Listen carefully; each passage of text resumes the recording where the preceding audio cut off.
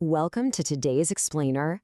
I've been digging into Chapter 2 of the NCO Guide recently, specifically the core Be, Know, Do framework, and it is absolutely fascinating.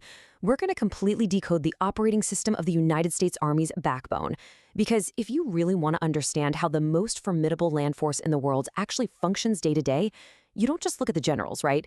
You look at the non-commissioned officers. Today, we're zeroing in entirely on this framework. We're going to unpack the specific competencies, the rank-by-rank expectations, and that absolute burden of responsibility that turns a regular soldier into a professional leader. Okay, let's start with this incredibly powerful thought from Command Sergeant Major Art Johnson. This beautifully captures the true ethos of Be, Know, Do, and really sets the stage for everything we're about to uncover. Because leadership at this level, it isn't just about compliance. It's about transformation. It's literally about taking an individual and elevating their capacity far beyond their own perceived limits. And honestly, that's the ultimate goal of the NCO Corps. Consider this your warning order for today. We're mapping out 6 key areas. 1. The NCO Common Core. 2. Readiness and leadership. 3. Training, comms, and operations. 4. Senior NCO leadership. 5. Squad-level leadership. And finally, 6. The burden of responsibility. Let's jump right into Section 1, the NCO Common Core. Now, what's really interesting here is how the NCO Common Core competencies map out. We've got readiness, leadership, training management, communications, operations, and program management. These 6 areas are the literal DNA of the NCO Corps. The guide emphasizes that these are taught sequentially and progressively throughout professional military education. They build this critical shared understanding so that no matter the specific job, every single NCO is operating from the exact same professional baseline. That is how you maintain a truly ready and lethal force. Moving on to Section 2, Readiness and Leadership. So, funneling down from that big picture into these first 2 pillars, which in the civilian world you'd probably call operational preparedness and team alignment, we see that readiness isn't just about making sure weapons are clean and vehicles have gas. It is a highly holistic approach. NCOs are responsible for comprehensive soldier fitness, which the guide explicitly breaks down into physical, spiritual, emotional, social, and family fitness. It means tracking physical health through MedPros and even ensuring a soldier's financial readiness.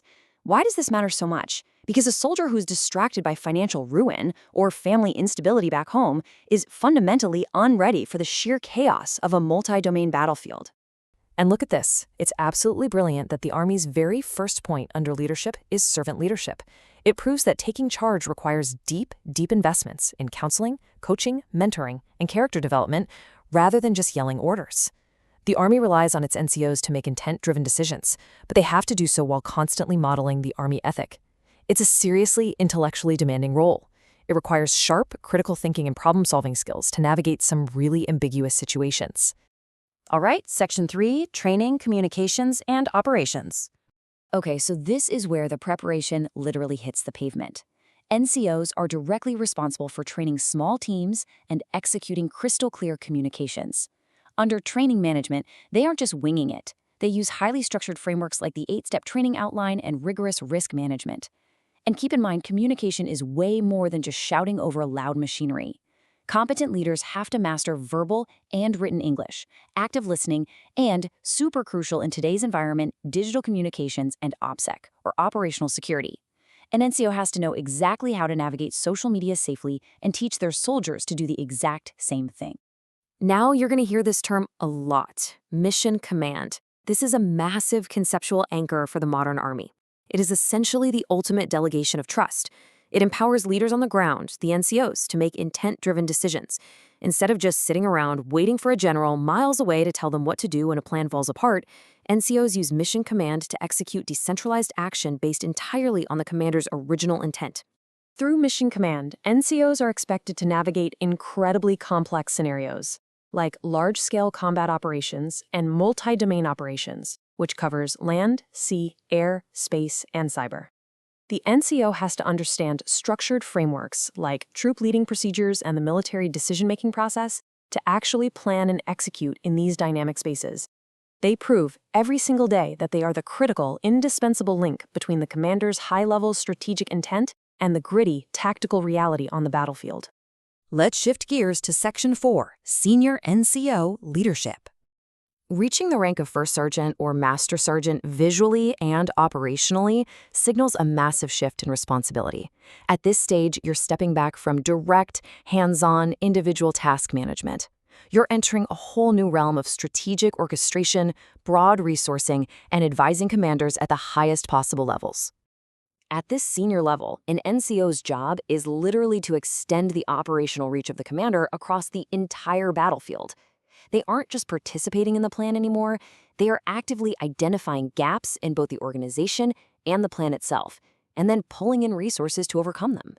They validate unit sustainment practices, enforce SOPs across the board, and act as the ultimate backstop. They make absolutely sure that everything subordinate units need to function and fight is actually provided. Section 5. Squad-level leadership. All right, now we're down at the pointy end of the spear, where doctrine meets the daily, on-the-ground reality of the individual soldier. This comparison perfectly highlights how rank dictates your focus within the exact same unit. On one side, the sergeant first class is managing those broad platoon-level systems. They're forecasting shortfalls and mentoring staff.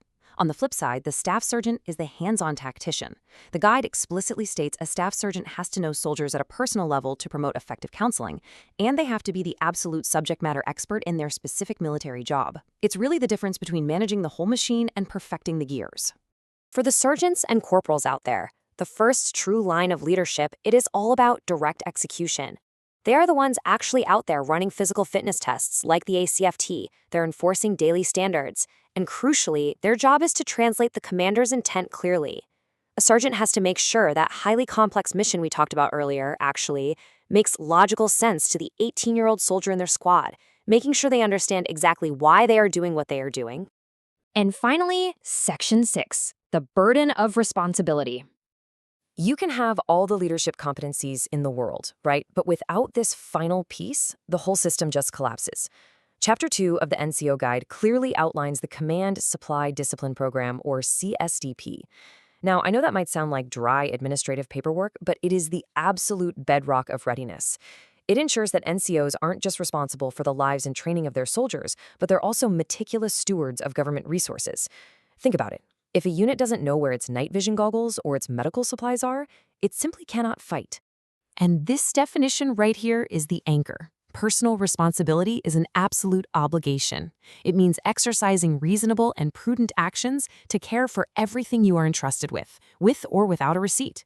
In the NCO Corps, you cannot pass the buck. If it happens on your watch, or to your equipment, or to your soldiers, you own it entirely. So, as we wrap up this explainer, we've mapped out the DNA of the U.S. Army's backbone. We've gone from servant leadership and holistic readiness all the way to the ultimate trust of mission command and that really heavy burden of personal responsibility. I want you to think about how these military principles of decentralized trust and ultimate accountability can revolutionize the way you lead in your own world. I mean, could treating your team with the same holistic care and intent-driven trust make your organization as resilient as an Army squad? Think about it. Thanks for joining me on this explainer, and keep learning.